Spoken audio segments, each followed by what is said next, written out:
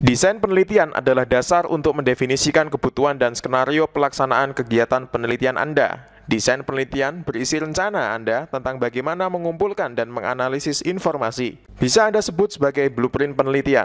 Melalui desain penelitian, Anda bisa memastikan bahwa penelitian Anda bisa berjalan sebagaimana mestinya dan data yang Anda kumpulkan sesuai dengan kebutuhan penelitian Anda. Dan mohon diingat, untuk memulai mendesain sebuah penelitian, pertama kali yang Anda lakukan adalah menentukan fokus penelitian atau permasalahan penelitian, research problem, secara jelas. Layaknya Anda ingin menembak sebuah sasaran dengan busur panah, pastikan dulu targetnya jelas.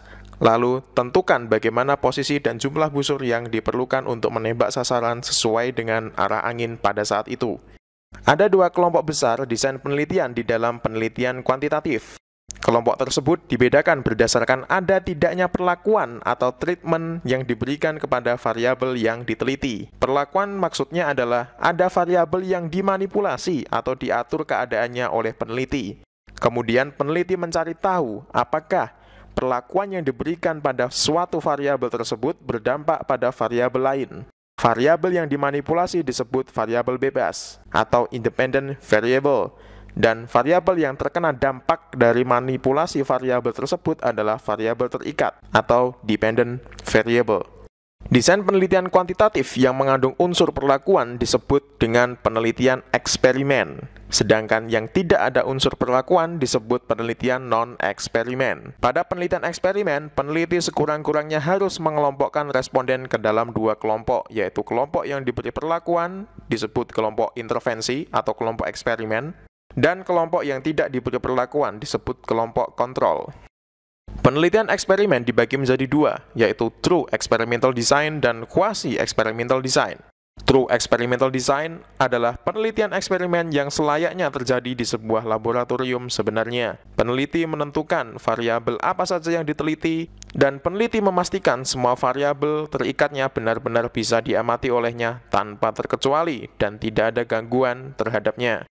Nantinya, yang bisa mengganggu atau memberikan dampak kepada variabel terikat adalah murni dari variabel bebas. Variabel bebas dimanipulasi atau diberi perlakuan oleh peneliti kemudian dilihat apakah memberikan dampak ke variabel terikat. Responden yang ikut serta di dalam true experimental design harus dipilih secara acak, kemudian dibagi menjadi dua kelompok, yaitu kelompok eksperimen dan kelompok kontrol. Contohnya, Anda ingin meneliti apakah ada perubahan kinerja karyawan bila Anda mengubah jenis aplikasi A yang selama ini dipakai oleh mereka untuk bekerja menjadi jenis aplikasi B, maka Anda sedang di situasi yang bisa dijawab dengan desain penelitian kuantitatif jenis eksperimen. Kinerja karyawan menjadi variabel terikat dan jenis aplikasi menjadi variabel bebas. Kemudian Anda membuat dua kelompok yang berisi karyawan secara acak, yaitu kelompok eksperimen dan kelompok kontrol. Pada kelompok eksperimen, Anda meminta karyawan untuk menggunakan jenis aplikasi B. Pada kelompok kontrol, Anda meminta karyawan tetap menggunakan jenis aplikasi A. Setelah itu, Anda ukur kinerja karyawan di kedua kelompok tersebut, dan Anda putuskan apakah kinerja karyawan di kedua kelompok tersebut berbeda atau tidak. Kemudian ada quasi-experimental design, biasa disebut dengan causal comparative design. Desain ini hampir sama dengan true experimental design, namun perbedaannya adalah Anda tidak bisa memilih secara acak responden yang akan diikutkan di dalam eksperimen. Misalnya, Anda meneliti di suatu sekolah, ada kelas A dan kelas B. Anda tidak bisa mengubah pengelompokan kelas A dan kelas B karena itu sudah ditentukan oleh sekolah. Sehingga, mau tidak mau Anda harus menggunakan kelompok yang sudah ada tersebut. Kemudian pada quasi-experimental design, Anda sebagai peneliti tidak bisa mendefinisikan dan mengisolasi secara penuh variabel bebas yang Anda teliti. Sehingga, kemungkinan variabel terikat dipengaruhi oleh variabel-variabel selain variabel bebas yang sudah Anda definisikan atau isolasi. Kemudian, desain penelitian non-eksperimen ada yang berjenis deskriptif dan korelasional. Tidak ada satupun variabel yang diatur atau diberi perlakuan oleh peneliti. Variabel-variabel di dalam penelitian diidentifikasi atau diukur pada kondisi apa adanya atau alami. Penelitian korelasional mencari tahu kekuatan atau signifikansi hubungan antara dua variabel atau lebih. Biasanya desain ini digunakan untuk menemukan pola pada data yang berjumlah sangat besar. Penelitian korelasional dapat menggambarkan arah atau kecenderungan pola suatu data atau tren, namun tidak bisa menentukan hubungan sebab akibat atau kausalitas.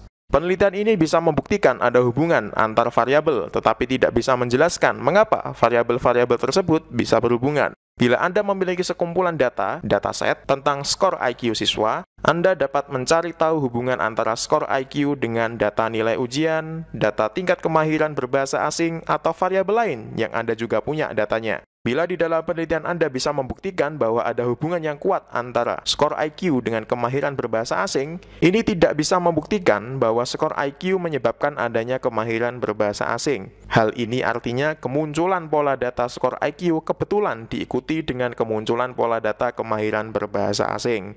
Polanya bisa macam-macam. Bisa semakin tinggi skor IQ, maka akan diikuti tingkat kemahiran berbahasa asing yang semakin tinggi, atau sebaliknya. Kemudian, penelitian deskriptif adalah penelitian yang bertujuan mendokumentasikan keadaan variabel yang diteliti secara naratif. Bagaimana cerita terkait variabel yang diteliti dan apa kaitannya dengan permasalahan penelitian. Unsur kuantitatif di dalam penelitian deskriptif adalah penggunaan formula statistika berupa ukuran pemusatan data, seperti mean, median, modus, dan ukuran penyebaran data, seperti varian dan standar deviasi. Penelitian deskriptif tidak memerlukan hipotesis untuk diuji. Pekerjaan Anda dalam hal ini adalah mengumpulkan informasi sedetil mungkin terkait variabel yang Anda teliti untuk menyajikan pemahaman mendalam terkait variabel tersebut. Misalnya, bila Anda ingin meneliti kebiasaan belajar siswa menggunakan smartphone, maka pertanyaan yang perlu Anda jawab ketika menggunakan desain penelitian deskriptif adalah berapa lama waktu yang dihabiskan oleh siswa untuk belajar menggunakan smartphone. Di sini terlihat bahwa Anda hanya fokus pada satu variabel, yaitu waktu yang digunakan untuk belajar. Memilih desain penelitian yang tepat adalah penting bagi keberlangsungan penelitian Anda. Anda bisa memulainya dengan mengidentifikasi permasalahan penelitian, kemudian silakan Anda pilih desain penelitian mana yang sesuai dengan kebutuhan penelitian Anda. Pada akhirnya, Anda akan tahu bahwa desain penelitian Anda tersusun atas permasalahan penelitian, metode atau strategi melakukan penelitian, dan cara analisis data penelitian.